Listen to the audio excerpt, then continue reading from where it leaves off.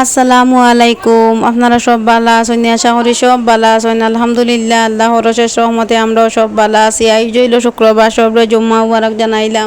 আমি 10টার সময় রেডি হইয়া যাই আর গিয়া ব্যাংকও আমার কিছু টেকা উঠানির আছে, টেকা উঠাইয়া লইয়া আইমু। আর ইসমাইলের স্কুল থেকে আমারে ডাকাইছেন, আমি ইসমাইলরে লইয়া স্কুলে যাইতাম, কিন্তু আমার ব্যাংকও যাওয়া জরুরি করি আমি এখন আর যাইয়ান না। আজ আমি অন্য এক জায়গায় যাইতাম, কইছেন আচ্ছা হইব। তে আজ আর কি ইসমাইলে গিয়া রেশন লইয়া আইছে। ভাই আর ইসমাইল গেছেন রেশন আনাত, চাউল ডাইল চিনি লবণ সব কিছু তো আইছে, 10 তারিখের ভিতরে আনা লাগে।